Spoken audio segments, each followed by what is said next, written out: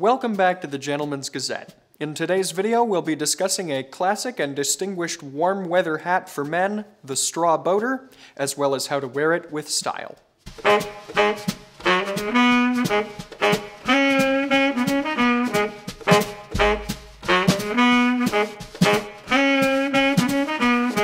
Regular viewers will know that we're no strangers to covering hats on this channel. We've already got videos on the fedora, the flat cap, and the Panama hat, as well as a video on how to find the right hat for your face shape. Also, be sure to check out our recent three-part series on hats, which covered terminology and construction materials, basic hat etiquette, and a guide to the trilby, Homburg, and pork pie styles. You can find all of these videos by clicking the banners at right. Today's video, though, is all about a summer hat with a rich history, the straw boater. First, let's cover its physical attributes. Straw boaters are most typically made from a type of stiff, flat straw referred to as sennit. This can be any type of flat and naturally colored straw, and it's typically plaited or braided at angles to construct a straw boater. The finished boater will be slightly elliptical in shape, and it will also have a flat brim and a flat crown, also known as a telescope crown. And a boater will most typically feature a solid or striped grosgrain ribbon that runs around the crown. By the way, if you're unfamiliar with any of this terminology, you can find our video on that subject here. And speaking of terminology, the boater is also known by a wide variety of other names, including the basher, the skimmer, and the Sennit hat, among others. Now that you know what makes a boater, let's touch on the hat's history. Interestingly, it was worn by women and children as early as the 1860s, but it wasn't adopted as a staple of menswear until about 20 years later in the 1880s. Much as the fedora was also originally a woman's hat, so too was the boater. Once adopted into a man's wardrobe, however, it quickly became popular as a formal summer hat, the warm weather alternative to the Homburg. It experienced its greatest period of popularity in the late 19th and early 20th centuries, and was most frequently used not just as an everyday summer hat, but also for boating and sailing activities, hence its most common name. Boaters have also been seen in a variety of other applications, however. As one example, given that FBI agents like Melvin Purvis were frequently photographed wearing boater hats, they developed a reputation as being something of an unofficial uniform for the FBI prior to World War II. This has been immortalized in movies like The Sting, for example.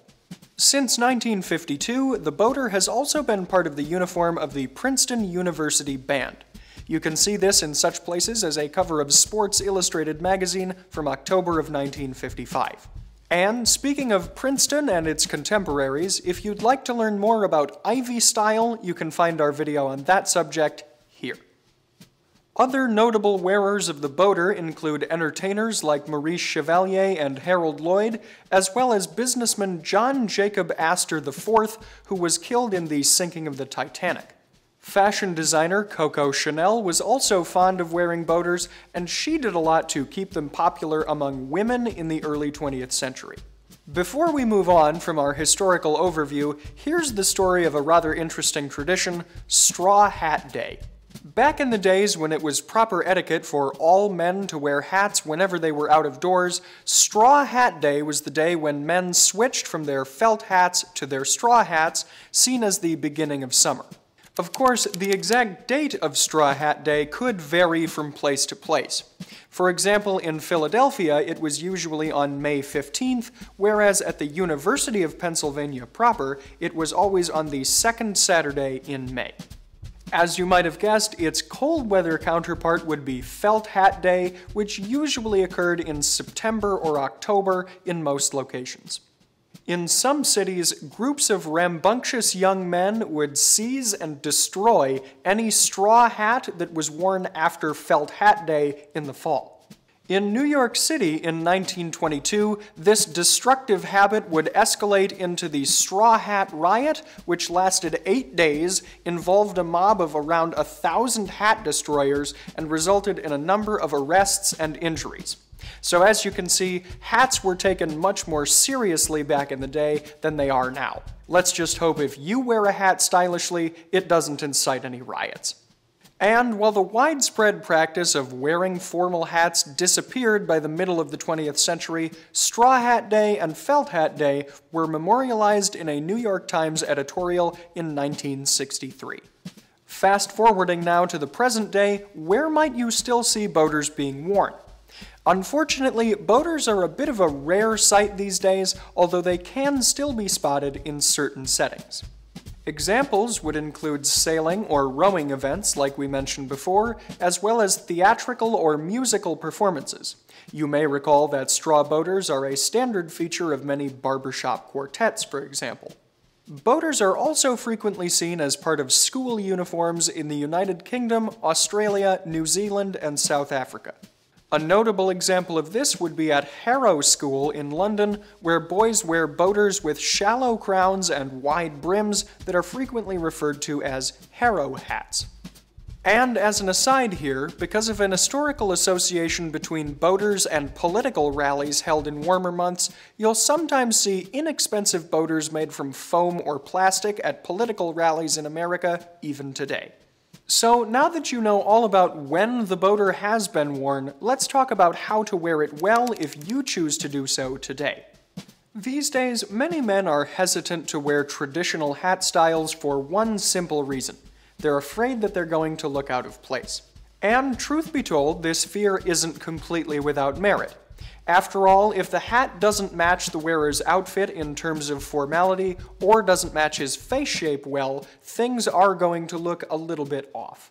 As with anything, however, confidence is key. So if you're armed with the basic guidelines we're about to give, you should be able to pull off a boater with no trouble. As we mentioned earlier, the boater is a fairly formal summer hat, roughly equivalent in terms of formality to the Homburg. As such, it's going to look best in its traditional setting with a blazer or with a summer suit of matching jacket and trousers. And on the topic of summer suits, you can find our recent video on that subject here.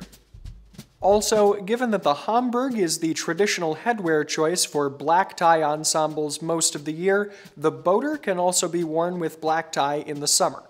A hatband of black grosgrain will look best with a full tuxedo, but warm weather black tie ensembles can be livened up a bit more with a colorful hatband. And for more information on black tie headwear of all types, as well as black tie in general, you can take a look at our newly renovated black tie guide on the website here. Given that the boater will often feature a fairly substantial brim, remember to consider how it relates to your face shape. And for a refresher on that topic, you can find that video here. In general, though, wider brims will complement long oval faces, whereas narrower brims are going to complement squat, rounder faces. Meanwhile, as you might have guessed, men with strong and chiseled facial features will look good in almost any style of hat, including the boater. In conclusion, while the boater takes a bit more confidence to pull off these days than the Panama hat or the straw pork pie, it can certainly be done. And now that you've got our tips for wearing one well, you should feel free to rock the boat a little bit this summer. As should be obvious, my outfit in today's video is centered around my straw boater. It's in a light shade of Sennit straw, and it features a grosgrain hatband of alternating navy and red stripes. I've paired it today with its traditional complement, that being a navy blazer. This one happens to be double-breasted, and it features gold buttons. My shirt is light blue with white stripes, and my tie is a two-tone knit tie from Fort Belvedere featuring navy and red changeant silk. My cufflinks are also from Fort Belvedere today. They're gold-plated sterling silver in an eagle claw design, and they feature lapis lazuli as the stone. I chose gold cufflinks today to harmonize well with the gold buttons on the blazer. My boutonniere, also from Fort Belvedere, is a relatively new design. It's a cherry blossom in light pink. My pocket square is light blue to harmonize well with my shirt, and its edge is red to go with the tie and the hatband. My trousers are in a light khaki color, and my socks are also light blue to go with the shirt and pocket square. Rounding out the outfit today are my shoes, which are cap-toed brown Oxfords from Allen Edmonds. Of course, you can find the tie, boutonniere, and cufflinks, as well as a wide variety of other accessories in the Fort Belvedere shop here.